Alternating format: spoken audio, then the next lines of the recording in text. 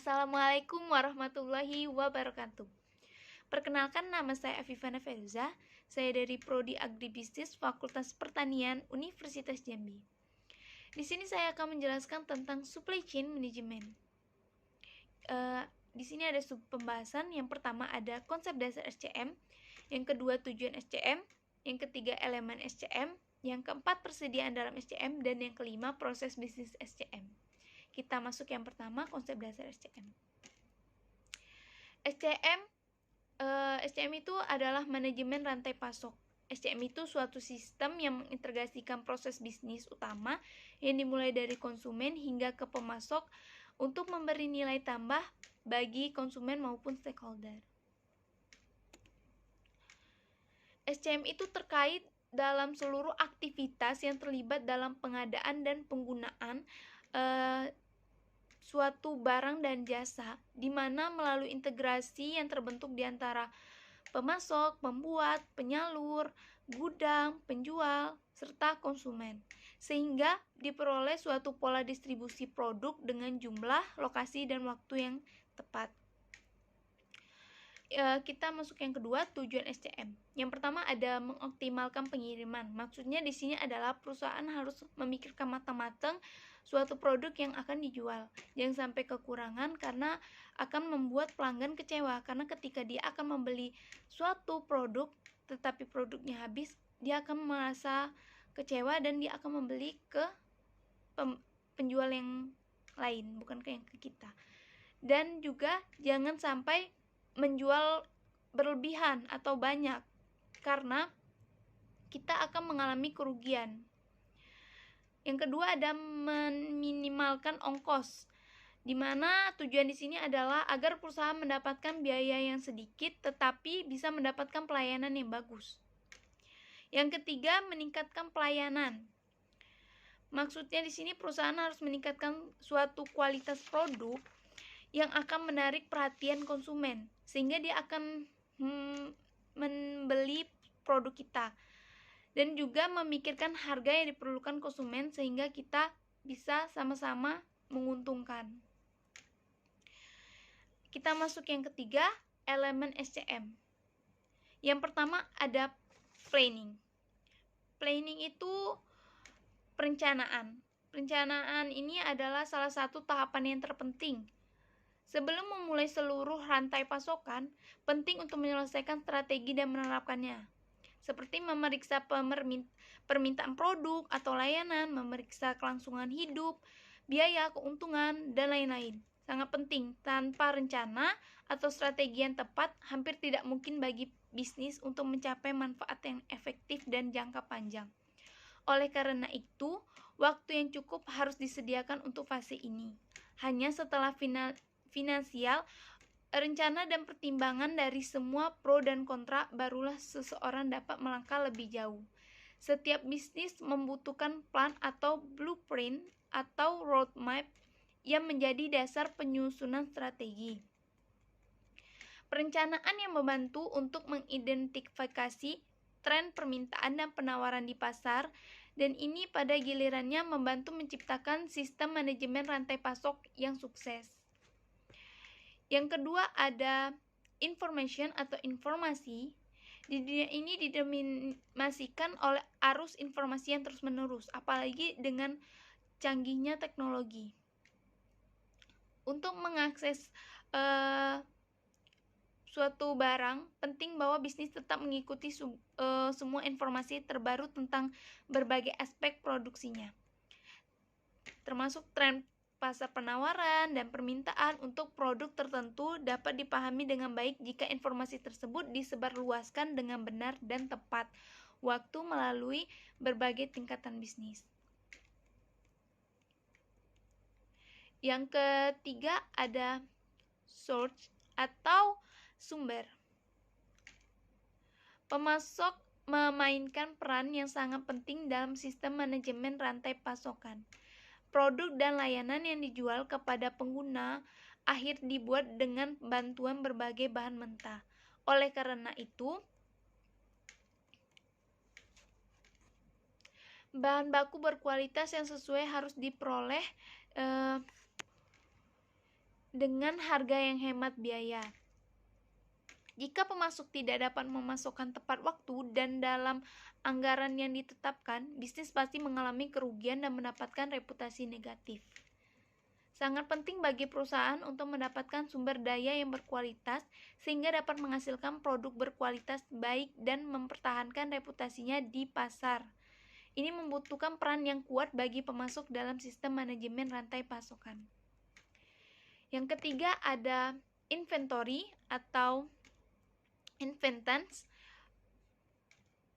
Di sini untuk sistem manajemen rantai pasokan yang sangat efektif, inventaris harus disimpan dan dipelihara secara menyeluruh. Inventaris berarti daftar barang, barang mentah, dan kebutuhan penting lainnya yang diperlukan untuk produk dan jasa. Manajemen inventaris sangat penting untuk fungsi manajemen rantai pasokan. Karena tanpa manajemen inventaris yang tepat, produksi serta penjualan produk tidak mungkin dilakukan. Bisnis ini sekarang mulai lebih memperhatikan komponen ini hanya karena pengaruhnya terhadap rantai pasokan. Yang keempat ada production atau produksi. Produksi ini adalah salah satu aspek terpenting dari sistem ini. Ini hanya mungkin jika semua komponen lain dari rantai pasokan bekerja sama satu sama lain. Agar proses produksi dapat dimulai, perencanaan dan pasokan barang yang tepat, serta inventarinya harus dipelihara dengan baik. Produksi barang diikuti dengan pengujian, pengemasan, dan persiapan akhir untuk pengiriman produk jadi. Selanjutnya ada location atau lokasi. Bisnis apapun yang ingin bertahan dalam perkembangan membutuhkan lokasi yang menguntungkan untuk bisnis tersebut. Ambil contoh, pabrik minuman berkarbonasi didirikan di daerah di mana pasokan air langka. Air adalah kebutuhan dasar bisnis semacam itu. Kekurangan air dapat menghambat produksi sekaligus mempengaruhi niat baik perusahaan. Sebuah bisnis tidak dapat bertahan jika harus berbagai bahan baku yang sudah langka dengan masyarakat. Oleh karena itu, lokasi yang sesuai yang terhubung dengan baik dan sangat dekat dengan sumber-sumber daya penting untuk produksi sangat penting bagi kemakmuran bisnis. Persyaratan ketersediaan tenaga kerja juga harus dipertimbangkan saat mendirikan unit bisnis. Selanjutnya ada transportation atau transportasi. Transportasi ini sangat penting dalam membawa bahan mentah ke unit manufaktur dan mengirimkan produk ke akhir pasar. Di setiap tahap, pengangkutan barang yang tepat waktu adalah wajib untuk mempertahankan kelancaran proses bisnis. Bisnis apapun yang memperhatikan komponen ini dan merawatnya dengan baik akan mendapatkan keuntungan dari produksi dan pengangkutan barangnya tepat waktu. Penting bagi perusahaan untuk bekerja menuju proses transportasi yang aman dan terjamin, baik itu in-house atau vendor pihak ketiga. Sehingga manajemen transportasi harus memastikan tidak ada kerusakan dan kerugian minimal saat transit. Sistem logistik yang dikelola dalam faktur yang sempurna adalah dua pilar transportasi yang aman. Selanjutnya, yang terakhir ada return of good. Return of good ini diantara berbagai komponen yang menciptakan rantai pasokan yang kuat adalah fasilitas untuk mengembalikan barang yang rusak atau tidak berfungsi, bersama dengan unit penanganan keluhan konsumen yang sangat responsif. Tidak ada yang sempurna di dunia ini, bahkan mesin dapat mengalami kegagalan fungsi sekali dalam jutaan kali jika tidak lebih. Sehingga bagian dari proses bisnis yang kuat, orang mungkin mengharapkan pengembalian barang dalam berbagai keadaan. Bahkan proses kontrol kualitas terbaik pun mungkin memiliki penyimpangan sesaat yang tidak dapat dihindari. Dalam kasus penyimpangan seperti itu yang pasti diikuti oleh keluhan konsumen, bisnis harus secara naluriah menarik kembali produksi dan mengeluarkan permintaan maaf. Ini tidak hanya menciptakan ikatan pelangganan yang baik, tetapi juga mempertahankan niat baik dalam jangka panjang. Sehingga konsumen akan tetap stay ke kita.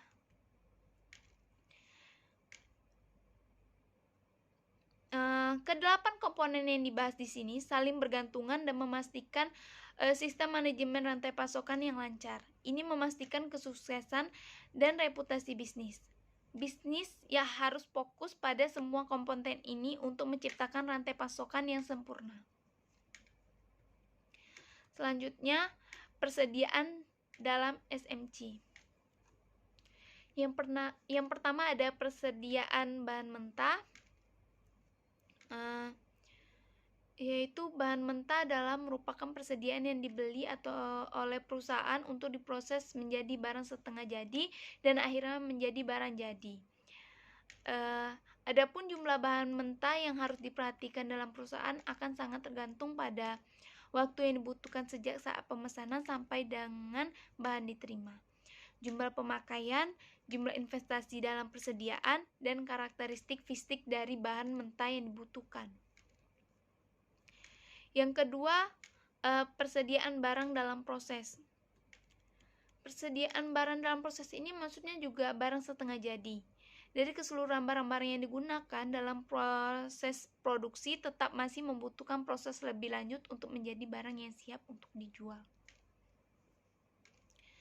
Yang ketiga ada persediaan barang jadi. Persediaan barang jadi adalah merupakan persediaan barang-barang yang telah selesai diproses oleh perusahaan, tetapi harus melakukan pengemasan yang lebih berkualitas.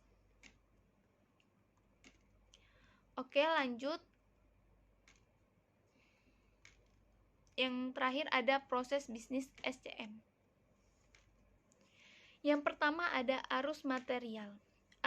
Arus material ini melibatkan pergerakan produk mentah dari supplier ke konsumen dan juga dari konsumen yang dikembalikan atau retur produk, layanan daur ulang, dan pembuangan.